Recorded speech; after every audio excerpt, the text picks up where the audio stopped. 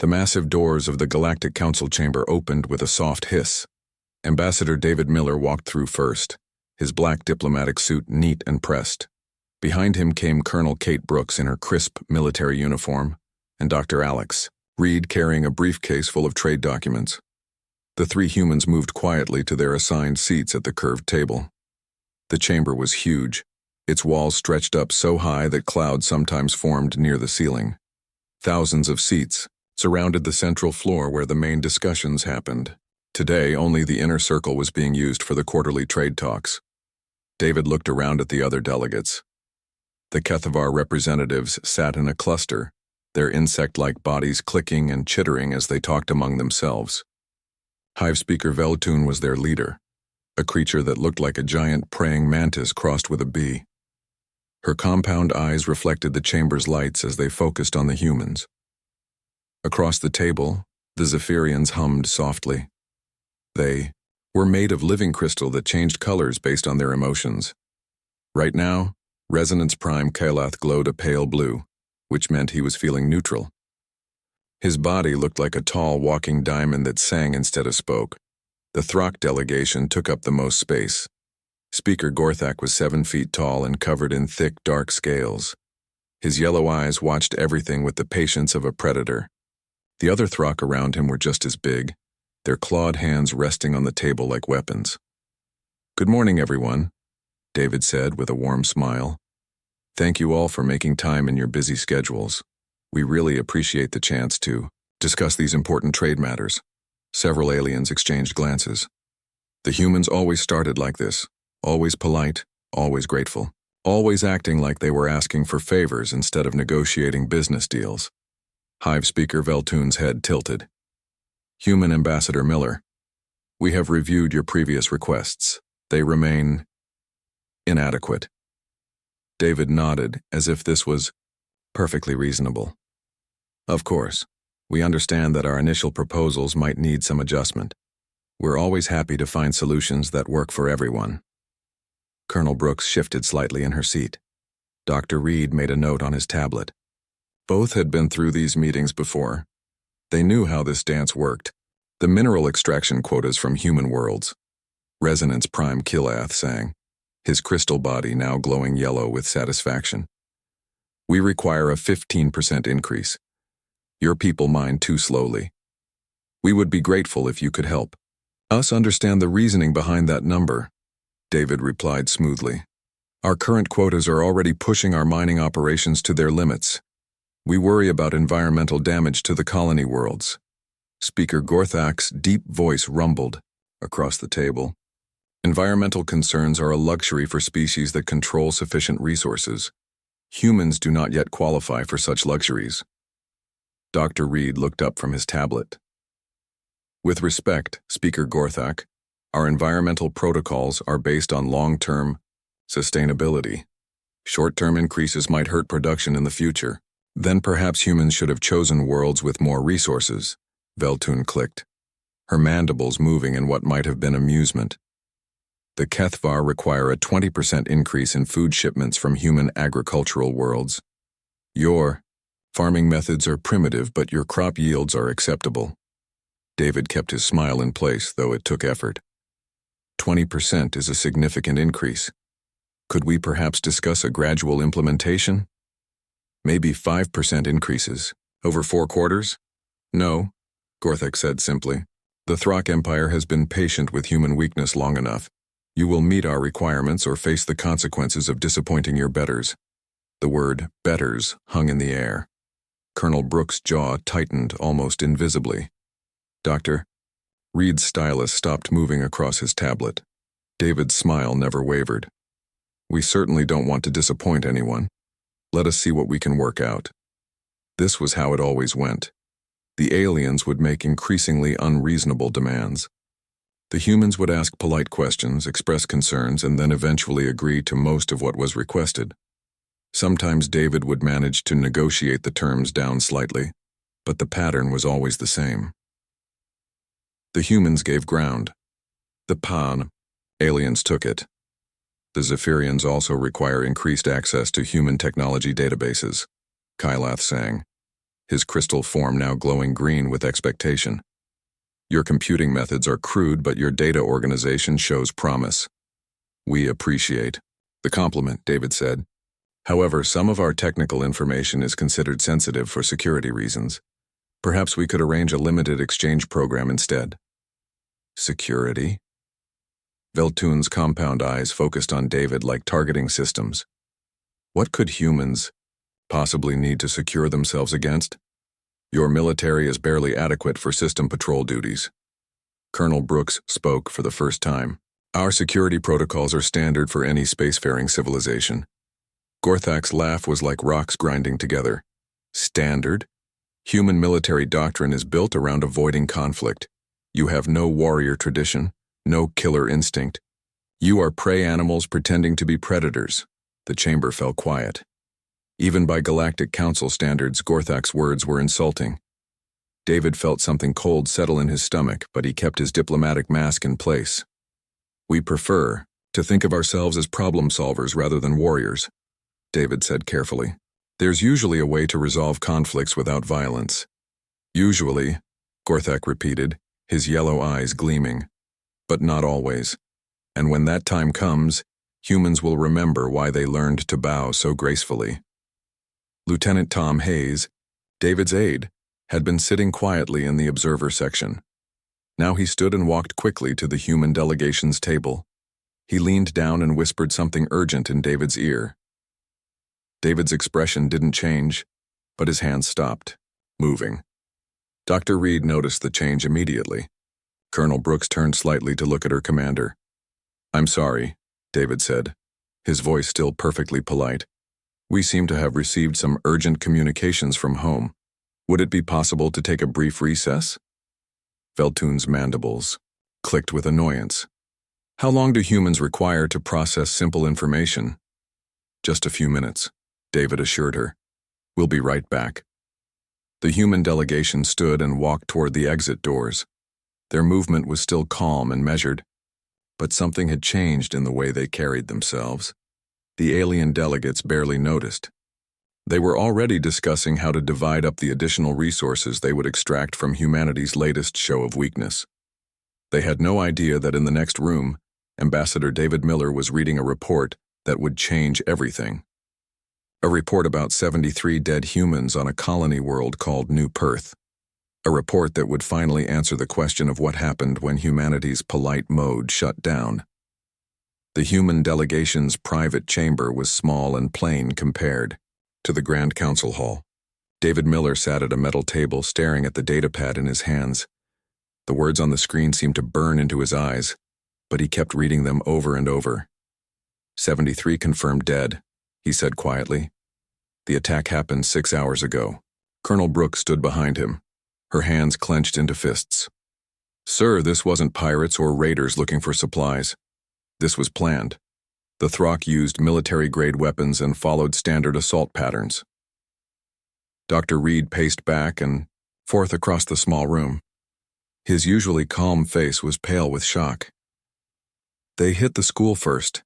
The children were having their morning lessons when the ships came down. Lieutenant Hayes pulled up holographic images from the attack. The settlement of New Perth had been a peaceful farming community. Neat rows of crops, small houses with gardens, a school painted bright yellow so the children could see it from far away. Now it was just smoking ruins. The colonists sent out a distress call, Hayes reported. They identified the attackers as Throck Empire ships, 3 heavy cruisers and a dozen fighters. The whole attack lasted less than 2 hours. David looked at the photos of the victims, men and women who had come to New Perth to build a better life, teachers who had volunteered to educate the colony's children, farmers who had turned empty land into green fields. All dead now. What did our defense forces do? David asked. The nearest human patrol was 4 hours away, Colonel Brooks replied. By the time they arrived, the Throck ships were gone. They left behind some debris and a message beacon. What kind of message? Hayes activated another hologram. A Throck warrior appeared, his scales dark with battle rage. This is Commander Vextar of the Throck Empire. We have tested human resolve and found it lacking. Your people died like animals. This is what happens to prey that forgets its place. The message ended. The room fell silent except for the hum of the ventilation system. David set down the datapad and closed his eyes. For 15 years he had believed in diplomacy. He had built his career on finding peaceful solutions to conflicts. He had convinced himself that patience and understanding could solve any problem. But the faces in those photos told a different story. Emma Wright, age 7, who had been learning to read. James Parker, the schoolteacher, who had died trying to protect his students. Maria Santos, the colony's doctor, who had been killed while treating the wounded. "Sir," Colonel Brooks said softly, "there's more." David opened his eyes. "More attacks?" "No, sir. More messages. Intelligence reports are coming in from across human space. The Kethvar have been conducting training exercises near our mining colonies. The Zephyrians have been scanning our communication networks without permission. 3 other species have been testing our defenses." Dr. Reed stopped pacing. "They're all doing it. Every species in the Council has been probing us, measuring us, seeing how far they can push before we push back. And we never pushed back," David said. "We just kept being polite." Lieutenant Hayes pulled up another display. "Sir, Admiral Johnson is requesting immediate communication from Earth Fleet Command. She says it's urgent." David looked at the communication panel. Admiral Sarah Johnson commanded the human fleet that protected Earth and the core colonies. She was a warrior, not a diplomat. She had always argued that humanity was too soft in its dealings with other species. "Put her through," David ordered. The hologram shifted to show a stern-faced woman in naval uniform. Admiral Johnson's gray hair was pulled back severely, and her eyes were hard as steel. "Mr. Ambassador," she said without preamble, "I assume you've heard about New Perth." "Yes, Admiral. We're in emergency session now." "Good. Because I have news that's going to change everything. My intelligence division has been monitoring alien communications for months. They've been planning this." David felt his stomach drop. "Planning what?" "A coordinated test of human resolve. New Perth was just the beginning. The Throck Empire wanted to see if we would respond to a direct attack on civilians. The other species are watching to see what we do." Colonel Brooks leaned forward. "Admiral, what kind of response are you recommending?" Admiral Johnson's smile was cold. "The kind that reminds the galaxy why humans conquered their own planet before we reached the stars. We've been playing nice for too long, Colonel. It's time to show them what we're really capable of." "Admiral," David said carefully, "we can't just abandon diplomacy. There has to be a peaceful solution. Mr. Ambassador, with all due respect, diplomacy only works when both sides want peace. The aliens don't want peace with us. They want submission. They want us to keep bowing and scraping while they take whatever they want from human space." Dr. Reed looked up from his datapad. "Admiral, what exactly are you proposing?" "Full fleet mobilization. Every ship, every system, every resource we have. Not to attack, but to show them what we've been holding back. For 15 years, we've been operating under what we call diplomatic restrictions. We've been using maybe 10% of our actual military capability." David stared at the Admiral. 10%? "Mr. Ambassador, the aliens think they know us. They think we're weak because we choose negotiation over warfare. They have no idea what human industry can produce when we stop being polite about it." Another message alert chimed. Lieutenant Hayes checked it and paled.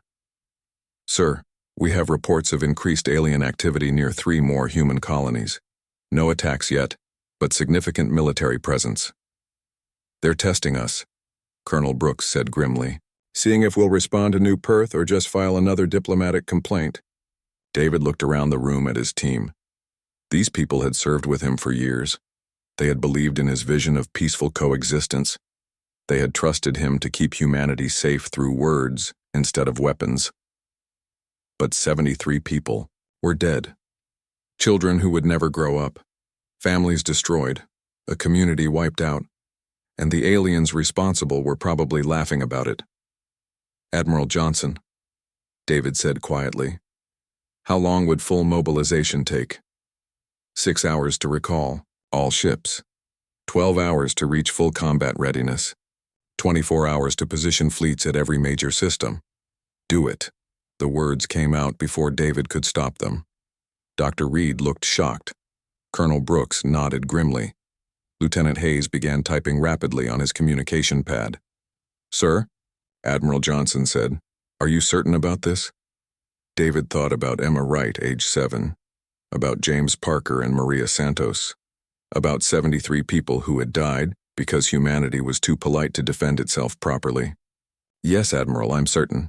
Send the recall order to all human fleets, and Admiral?" "Yes, sir." "When we go back into that council chamber, I want them to understand something. Humanity has been choosing to be peaceful. That choice was always ours to make. And if they don't understand?" David's voice was steady and cold. "Then we'll teach them." The breaking point had been reached. The age of human politeness was about to end. The council chamber doors opened again. The alien delegates looked up as the human delegation returned to their seats. Something was different, but they couldn't put their claws on what it was. Ambassador David Miller walked to his place at the table. His steps were the same measured pace as before, but there was something harder in his posture. Colonel Brooks and Dr. Reed followed behind him, their faces showing no emotion at all. "Thank you for your patience," David said. But he didn't smile, this time. He didn't apologize for the delay. His voice was flat and professional. Hive speaker Veltun's compound eyes focused on him.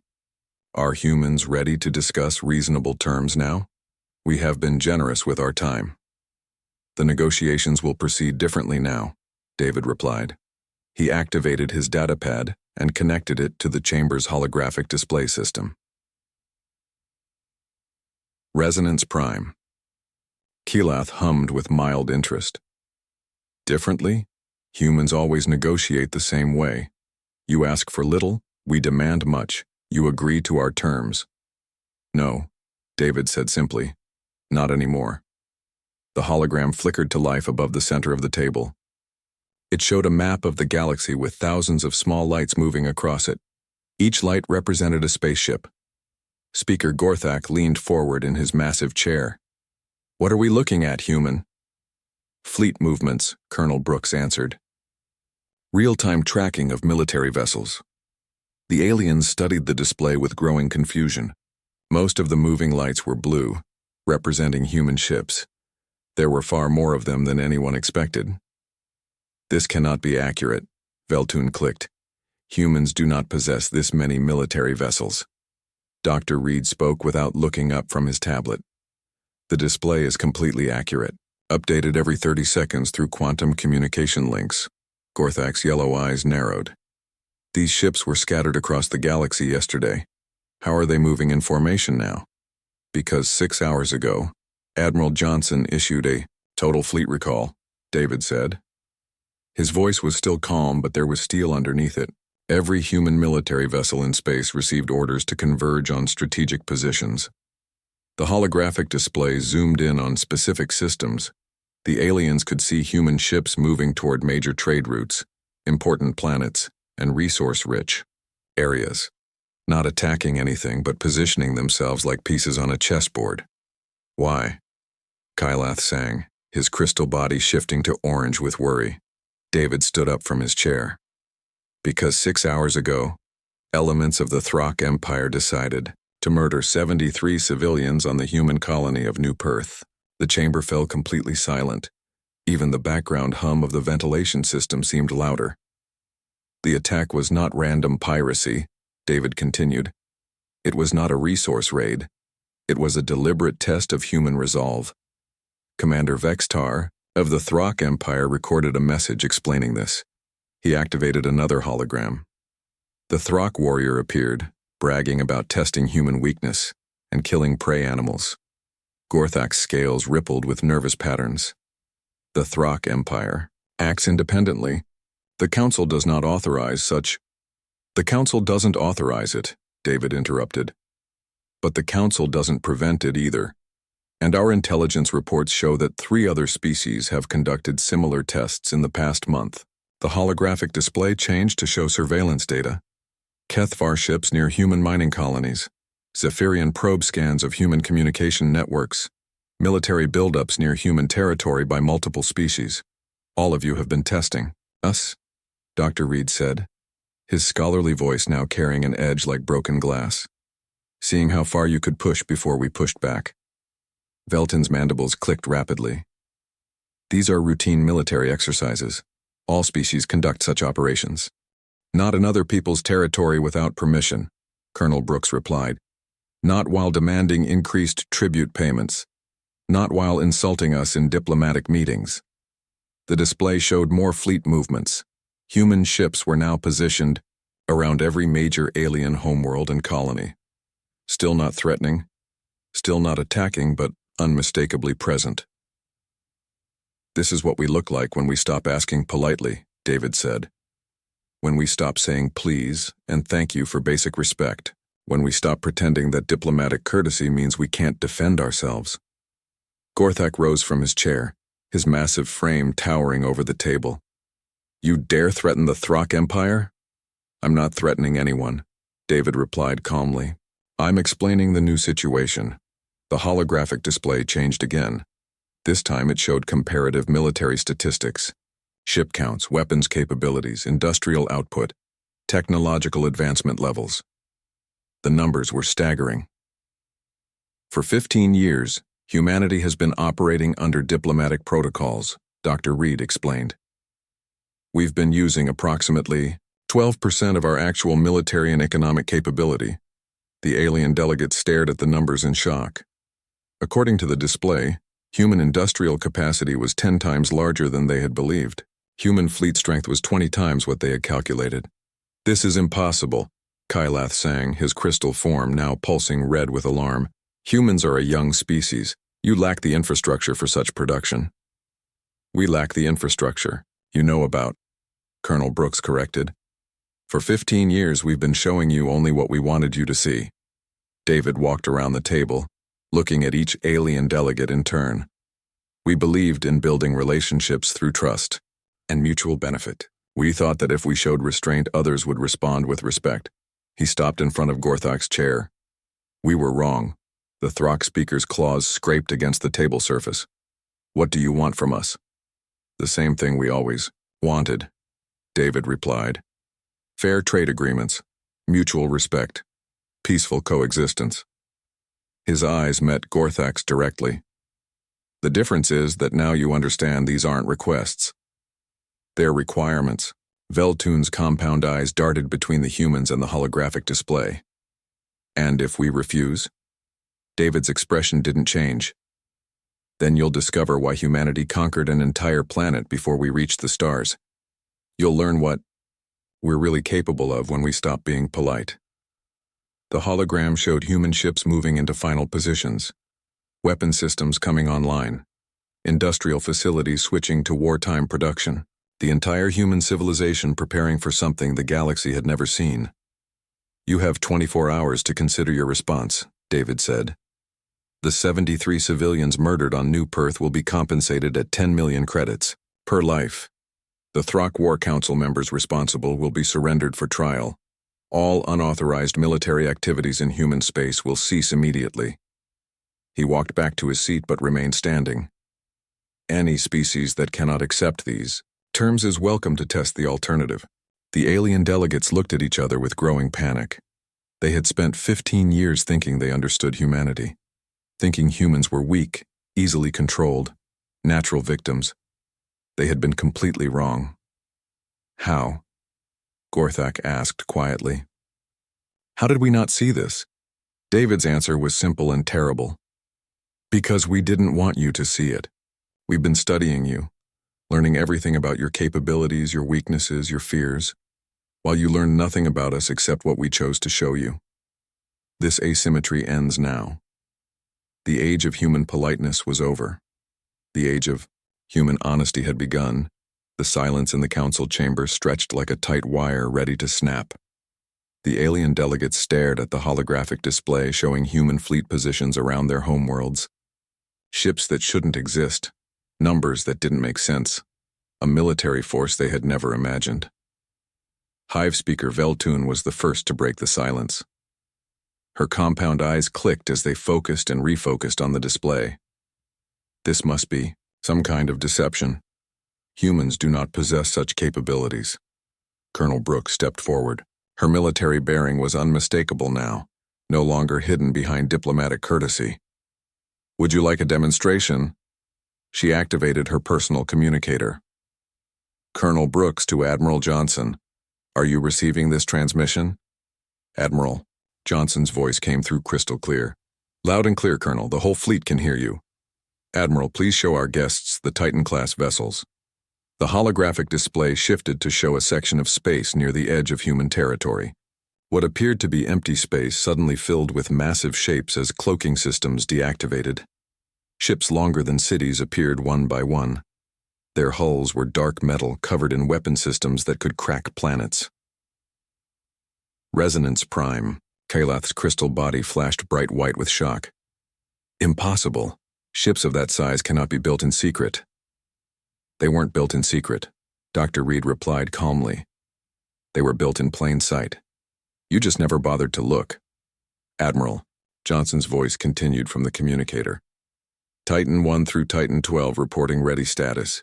Dreadnought squadrons Alpha through Omega standing by. Carrier groups are in position around all major systems. Speaker Gorthak's claws scraped against the table. How many ships do you have? Colonel Brooks smiled for the first time since entering the chamber. It was not a pleasant smile. How many do you think we need? The display changed again.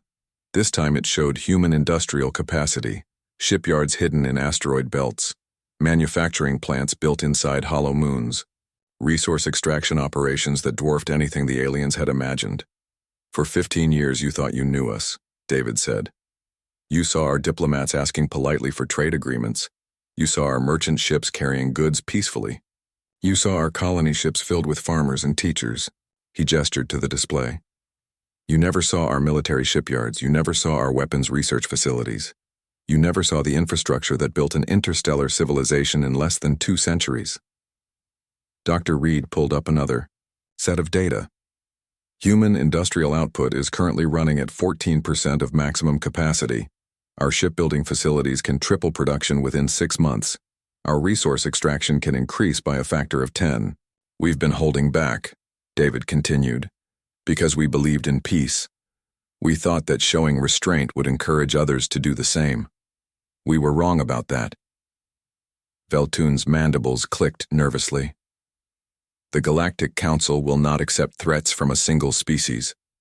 The Galactic Council will accept reality, Colonel Brooks replied. And the reality is that humanity has been the strongest military power in this galaxy for the past decade. We just chose not to use that strength. Admiral Johnson's voice came through the communicator again. Mr. Ambassador, we're receiving communication requests from 17 different species. They all want to talk. Not now, Admiral. We're still in session here. The holographic display showed more human capabilities. Advanced weapons that could destroy fleets, defensive systems that could protect entire star systems, technology that the aliens had never suspected existed. Gorthak stood up slowly, his massive frame shaking with rage. You have been lying to us for 15 years. No, David replied simply. We have been giving you the chance to earn our trust and respect. You chose to interpret our peaceful approach as weakness. That was your mistake, not our deception. Dr. Reed looked up from his tablet. Every piece of technology we've shared with the Council has been carefully selected. Every trade agreement has been structured to benefit you more than us. Every diplomatic concession has been calculated to maintain peace. We've been managing you, Colonel Brooks added bluntly, keeping you happy and distracted while we built the infrastructure to defend ourselves if necessary. The aliens looked at each other with growing horror. They had thought they were the predators and humanity was the prey. Now they realized they had been pets being kept by their supposed victims. Kylath's crystal form pulsed orange with fear. What do you want from us now? Compliance, David answered. The terms I stated before are not negotiable. 73 lives lost on New Perth. will be compensated. The responsible Throck commanders will face justice. All unauthorized activities in human space will cease. And if we refuse? Gorthak growled. Admiral Johnson's voice cut through the chamber. Then you'll discover what human warfare looks like, when we stop being polite about it.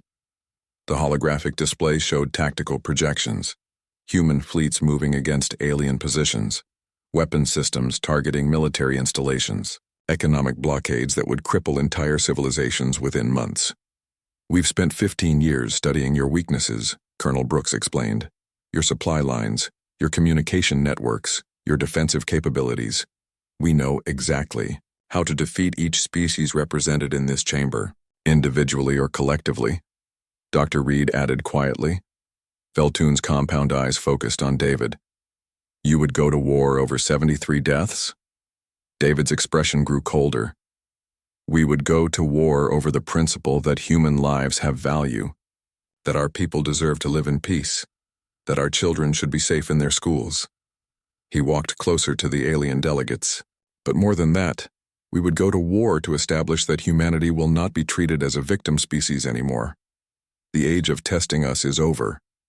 The display showed human ships moving into attack formations around alien worlds, not firing, not destroying, but positioning themselves like swords held at throats. 24 hours, David repeated. Decide whether you want to deal with diplomatic humanity or military humanity, because those are your only two options now. Admiral Johnson's voice came through one final time. All fleets report ready status. Weapons systems armed. Economic warfare protocols prepared. Waiting for orders, Mr. Ambassador. David looked around the chamber at the terrified alien faces. Creatures who had thought they were the apex predators of the galaxy. Species who had believed they could push humanity around forever. The demonstration is complete, he said quietly. You now understand what we've been capable of all along. What we chose not to use because we believed in peace. He paused, letting the weight of his words settle over the chamber.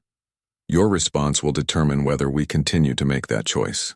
The alien delegates sat in stunned silence, finally understanding that they had been playing a game where they never knew the rules, against an opponent who had been holding all the cards from the beginning. The age of underestimating humanity was over. 24 hours later, the council chamber felt different. The same massive walls, the same curved table, the same floating holographic displays. But the atmosphere had changed completely. Fear hung in the air like a thick fog. Ambassador David Miller entered the chamber exactly on time. His diplomatic uniform was as neat as always, but there was no smile on his face.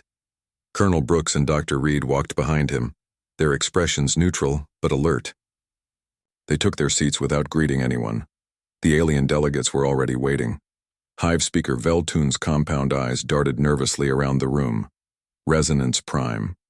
Kylath's crystal body pulsed a dull gray color that meant deep worry.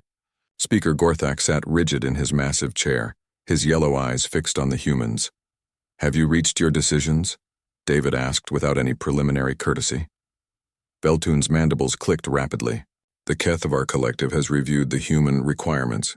We find them acceptable in principle, but the compensation amounts seem excessive. 10 million credits per life is not negotiable, David replied flatly. 73 people died. 730 million credits will be transferred to their families and the new Perth Reconstruction Fund. That amount will strain our treasury, Veltoon protested. Dr. Reed looked up from his tablet. The Kethvar Collective extracted over 12 billion credits worth of resources from human worlds last year alone. You can afford it. The accuracy of the number shocked Veltoon into silence. The humans knew exactly how much profit each species had made from their trade agreements. Kylath's crystal form shifted to deep blue. The Zephyrians agree to cease unauthorized scanning of human communication networks. However, we request continued access to human databases for research purposes. Denied, Colonel Brooks said simply. You'll get access to what we choose to share, when we choose to share it. The days of taking whatever you want are over. This is unreasonable, Kylath sang, his voice echoing with distress. Scientific cooperation benefits all species. Scientific cooperation is a two-way exchange, David replied. What have the Zephyrians offered to share with humanity in return? Kylath's crystal body flickered as he struggled to answer. The truth was that the Zephyrians had shared almost nothing while taking vast amounts of human research data. All eyes turned to Speaker Gorthak. The massive Throck had remained silent throughout the exchange, his claws scraping slowly against the table surface. The Throck Empire does not surrender its warriors to alien justice, he growled finally. David nodded as if he had expected this. Answer. Colonel Brooks, please contact Admiral Johnson. Colonel Brooks activated her communicator. Admiral, we need a demonstration for the Throck delegate. Understood, Colonel. Initiating Operation Hammerdrop. The holographic display activated above the center of the table. It showed the Throck homeworld, a massive planet covered in dark continents and red oceans. Around the planet, space seemed empty. Then the cloaking systems deactivated. Hundreds of human ships appeared around the Throck homeworld. Not just the Titan-class vessels they had seen before, but smaller, faster ships that had somehow moved into position without being detected. Gorthak's scales flushed pale with shock. How did you get so many ships past our defenses? Your defenses were designed to stop the kind of attacks you understand. Admiral Johnson's voice came through the communicator. Frontal assaults by visible fleets. We don't fight that way. The display showed tactical data. Human ships had infiltrated the Throck system using advanced stealth technology. They had positioned themselves around military installations, government buildings, and industrial facilities. We could have destroyed your entire civilization 12 hours ago. Admiral Johnson continued. Instead, we chose to wait for your response to our diplomatic requirements. Dr. Reed pulled up more data on his tablet. The 3 Throck commanders responsible for the New Perth attack are currently located at the following coordinates. He rattled off precise locations on the Throck homeworld. How could you possibly know that? Gorthak demanded. Because we've been watching you, Colonel Brooks replied. All of you. For years. We know your military structures, your command chains, your personal habits. We know where your leaders sleep at night. The implications of this statement hit the alien delegates like a physical blow. The humans hadn't just been hiding their military strength. They had been conducting intelligence operations throughout alien space. You've been spying on sovereign governments, Veltun accused. We've been protecting ourselves, David corrected, gathering the information necessary to defend human interests if diplomacy failed. He stood up and walked around the table, looking at each alien delegate in turn. For 15 years you treated us as a junior species. You demanded tribute, disguised as trade agreements. You tested our defenses. You insulted us in diplomatic meetings. We endured this because we believed peace was possible. We thought that patience and goodwill would eventually earn us respect as equals. David stopped in front of Gorthak's chair. The murder of 73 civilians on New Perth proved that approach was a failure. The Throck speaker's massive frame seemed to shrink in his chair. What do you want from us? I want you to understand the new reality, David replied. Humanity is not a victim species anymore. We are not your prey. We are not your source of easy resources and tribute payments. The holographic display changed to show the entire galaxy. Human ships were positioned at every major trade route, every important system, every strategic location. This is what the galaxy looks like when humanity stops being polite, Dr. Reed explained. When we stop asking for permission to exist as equals. Admiral Johnson's voice came through the communicator one final time. All fleet commanders report ready status. Economic warfare protocols are active. Full production capacity is online. Humanity is ready for whatever comes next.